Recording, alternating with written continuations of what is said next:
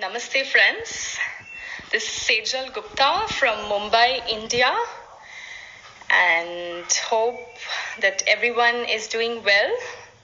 Hope you're all safe and healthy. Welcome to my talk show, guys. I'm really happy to have Philippa Asher with us today. I'm just going to wait for her to jump in. Has that worked? Yes.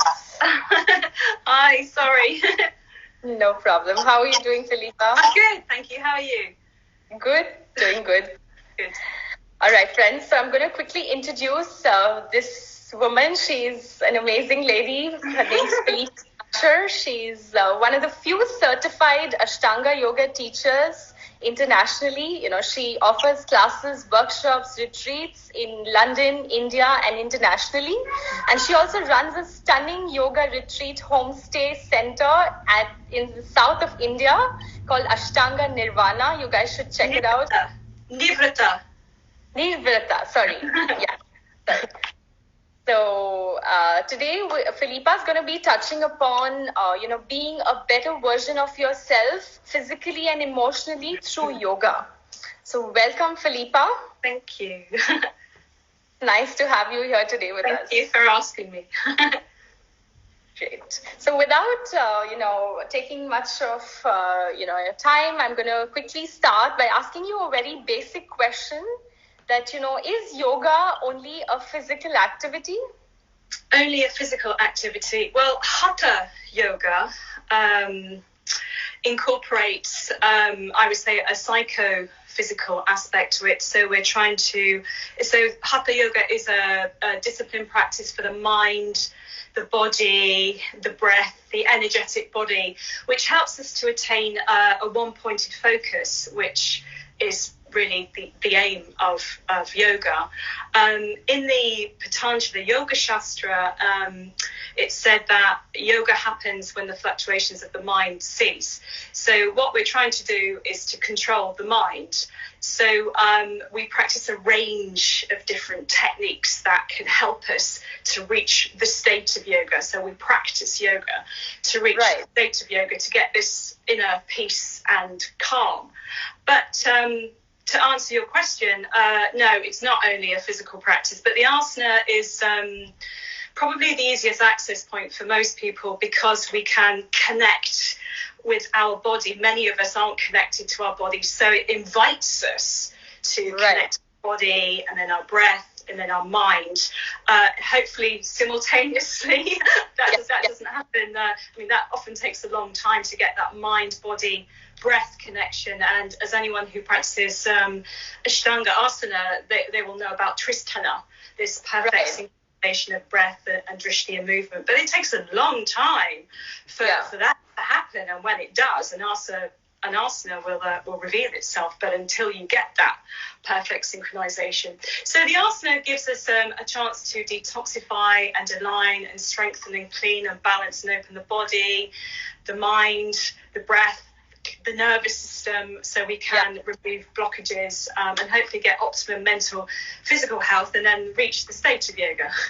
Right. Yeah. Can you talk about just a basic idea about the Trishtana for some of the listeners? So in the Ashtanga asana system, which is what I practice and is what I teach, there are a couple of really basic concepts that you have to understand, and once you do, the magical things happen. One of them is Tristana and the other one is Vinyasa. So Tristana is the three places of attention, the perfect synchronization of the breath, the gaze points, and the movement. And these need to work with Vinyasa, which is when we're bringing the Sanskrit count, the Sanskrit mantra, into the body and the breath and the mind. So we hear the Sanskrit counts in our head as we're practicing each asana. And when we do that, and when the muscle memory kicks in, that we don't need to think too much about our physical alignment anymore because we've learned the technique, and then we can marry together the perfect synchronization of the breath, the drishti and the movement, and we hear these vinyasa Sanskrit counts in our heads, and then we are completely focused and we're still steady and we're calm, which is what we're trying to attain. So we're trying to make the practice a moving meditation, and that takes ages. It takes years and years and years of hard graft and discipline to attain that. But it's possible. And when you get there, when you get it, when you understand it, everything makes sense. Right. Yeah, totally. So tell us, how does yoga contribute towards emotional maturity? Emotional maturity, my goodness. So, as I said before, I think it's a psycho-physical practice. So we're trying to control the body, the mind, and the breath. So when the mind plays tricks on us, we can allow ourselves get into an emotional state, and then we can behave maybe inappropriately or maybe not to the best of our true self. So sometimes what we do is we can invent imaginary situations in our head, and then we play out the whole scene, and we've had these crazy dialogues, and we've invented a story about something that isn't even real. And before we know it, we are unsettled, and we are agitated, and we're distracted, and we're angry, and all these crazy things happen. So, what we're trying to do is we're trying to cultivate how to behave appropriately.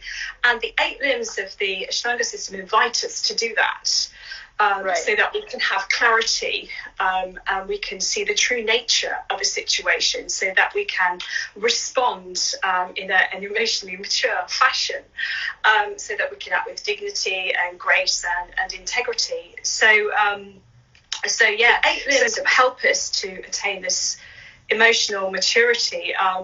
The yamas, for example, are ethical restraints, so non-harming, honesty, not stealing, being responsible with our sexual energy, not being possessive. The niyamas, our personal behavioural codes, cleanliness, contentment, purification disciplines, study, having faith, being connected to the universe, with the asana practice, to detoxify, strengthen, align, open, expand the body, the breath, and the mind, to make space in the body, the breath, and the mind, to remove blockages, to purify the circulatory system, and with the pranayama to help with breath control and expansion, so that we can strengthen our respiratory system, we can balance our endocrine system, our parasympathetic and sympathetic nervous system, strengthen the immune system with the pratyahara, so that we can control our senses, so that we can keep the mind still and free from distraction.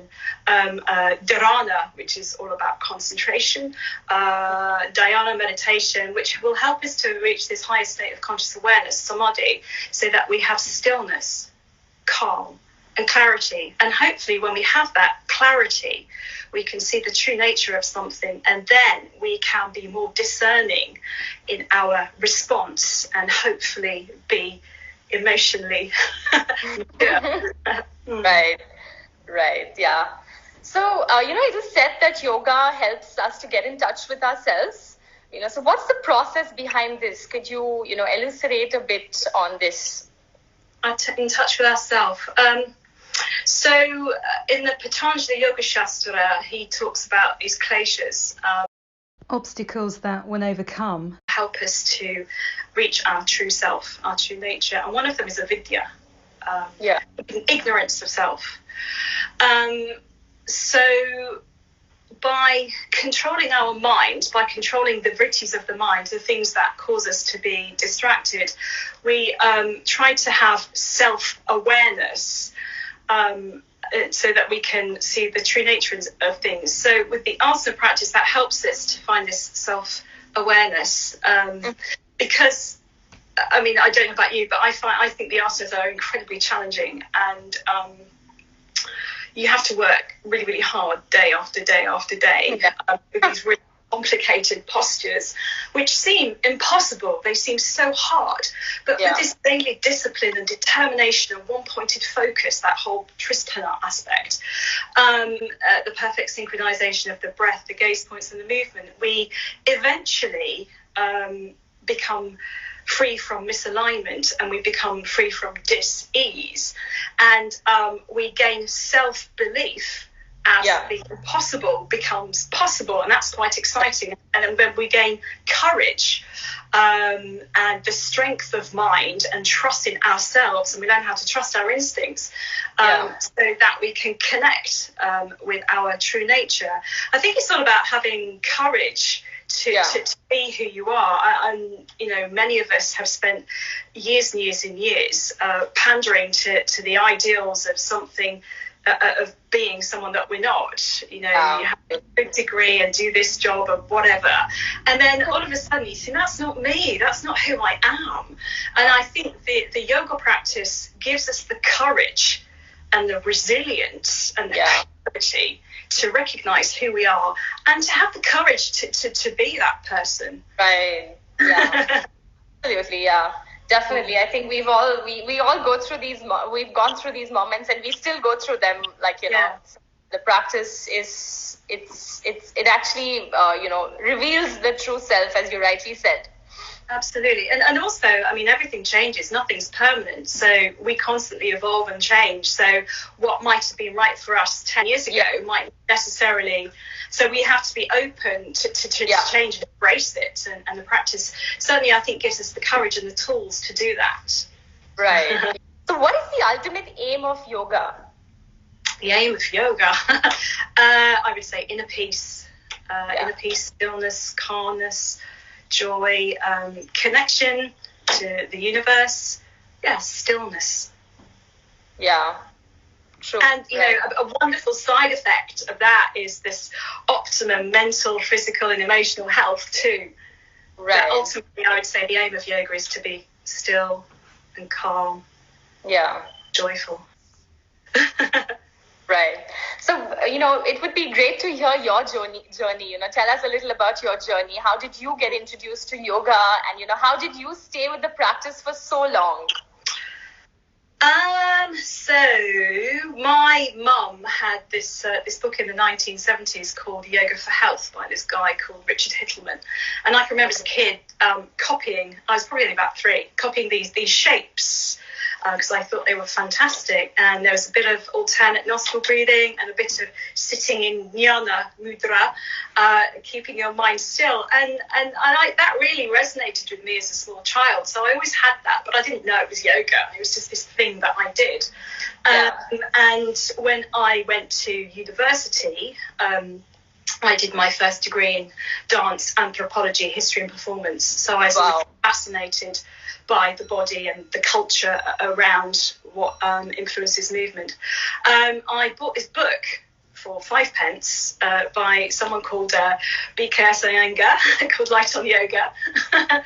And it blew my mind, you know, flicking through this book, seeing all these extraordinary asanas. So then I joined the yoga club at uni. And that was really just static postures. But then in the late 90s, I found an Ashtanga yoga class in London. I didn't realise it was Ashtanga at the time, but learned a little bit more about the subject. And because of the degree that I'd done, I wanted to go to the source to learn directly from Patabi Joyce. So I did that. So I've been going to Mysore, since the late 90s, learning there for 3 to 6 months a year. And I had the great privilege and honour of learning the primary, intermediate, advanced A and advanced B series from Patabi Joyce and Sharat, his grandson. And then I was certified and given permission to share the practice, which I've been doing internationally for the last 15 years. And also my lovely homestay yoga retreat in Sakleshwar in the Western Ghats. So that was kind of my journey, really. Why have I stayed with it? It works. It absolutely works, and it makes me happy. I mean, honestly, it's incredible. It's the only thing in my life that makes any sense. Everything else can be chaotic, and I don't understand it, but I get on my mat and I do my practice. I do pranayama and meditation and stuff, and try to adhere to the yamas and the niyamas and the other limbs too, because they give you the tools to get through life. And the practice is something that I love and it feels right, and I love sharing it. I absolutely love it. So yeah, it makes me happy and keeps me healthy. As that. What's been your findings along the journey? It's been a long journey, so it would be interesting to hear. Yeah, it's really hard. You have to work so hard, and the more you know, the more you realise you don't know. It's such a huge subject. Yeah. And I honestly can say that I don't think I started to understand the postural practice till I'd been learning, till I'd completed the Advanced B series actually, and I've been practicing every day for 16 years, because I think it took me, maybe I'm just a slow learner, but it took me that long to kind of get the connection between the physical, the mental, the energetic, and to get that steadiness and stillness in the postures. And you just have to work so hard. And it's not easy. And the other thing is that yoga, you have to do it. You can't just read about it. It's a way of life. It's a state of mind. It's a state of being. So it's all very nice to read about yoga in books, but to understand yoga, you have to do it. You absolutely have to do it. And you can't just do it for an hour a day. It's all day, every day. You're working within this framework of the 8 limbs, and your asana practice or your breathing practice or your meditation practice might just be a small part of it. Yeah. But it has to be a lifestyle choice. Right. And it's amazing. And I'm constantly inspired, and I learn new things all the time, and that makes it really exciting. Right, yeah. You come with like an ocean of experience, as a practitioner and as a teacher. So what has been the toughest phase of your life, and, how did you negotiate it? The toughest phase of my life has definitely been the last decade. A whole wealth of unexpected challenges have presented themselves, but I think that having this daily practice has given me the ability to be grounded. It's helped me to be steady and calm, and to feel connected, and to hopefully make sensible choices about things. The wonderful thing about this practice is I'm talking about Ashtanga now, the asana practice, because it works on the mind, the body and the breath, and you need so much focus, you need so much determination and strength and resilience, and everything seems so hard, and then one day you get it. And I think you use those tools for life. So I find the asana practice gives me the life tools. It gives you resilience. It helps you to bounce back from really, really tough situations. It helps you to make smart choices because you have clarity. The biggest one of all, I think it gives you the courage to change situations if they're not right for you. So overcoming fear, for example, in a posture, you can use that in life. So I see the asana practice for me, the hatha practice, as a life tool, a way for making life a bit easier. Nice. It's amazing. I think it's such a powerful practice. So it actually changes lives. Yeah. And don't see it coming. No, you start off going to a yoga class because you've got nothing better to do that day, or you think, I kind of stretch my body a bit. And then, 10, 20 years later, your whole life has changed organically. You haven't really make too much of an effort to make those changes. They happen because you change as a person, and you begin to trust your instincts. So right. Yeah, totally. Yeah, amazing. So a final word to all the practitioners and all the listeners who are serious about the pursuit of yoga. You have to keep doing it. You've got to trust in it. I mean, yoga works. It's a tool for making life a bit easier. And I think often we don't see the true nature of things. We get the wrong end of the stick and we react, and ignorance prevails. And I think one of the really elegant things about the practice of yoga is it helps you to disperse the clutter and the chaos. And then when you can peel that back and you have clarity, it helps you to see the true nature of a situation and gives you the strength and the integrity and the courage to do things. So last few words, nothing is permanent, expect the unexpected, but have the courage and the resilience and the joy to see the glass as half full rather than half empty. I mean, the yoga practice gives you positivity and to connect to your inner self, your true self, and to hopefully maneuver through life with joy. Amazing. It's been amazing to hear all of that, and I hope the listeners are inspired and hope to be on the path of of yoga, and also probably begin a yoga journey for a lot of them who haven't explored this wonderful practice. I think another really important thing is that I would like to say is that it's quality rather than quantity. So. Right. And that's one of the questions that you asked me about my findings, and I think it took me probably nearly 20 years of practice before I realized it doesn't matter what series you do, it doesn't matter how much you do, as long as there is quality and integrity and that steadiness. Okay. So you can just do the standing postures, some back bends and the finishing postures, and sit and breathe slowly, and you'll still get the essence and that joy.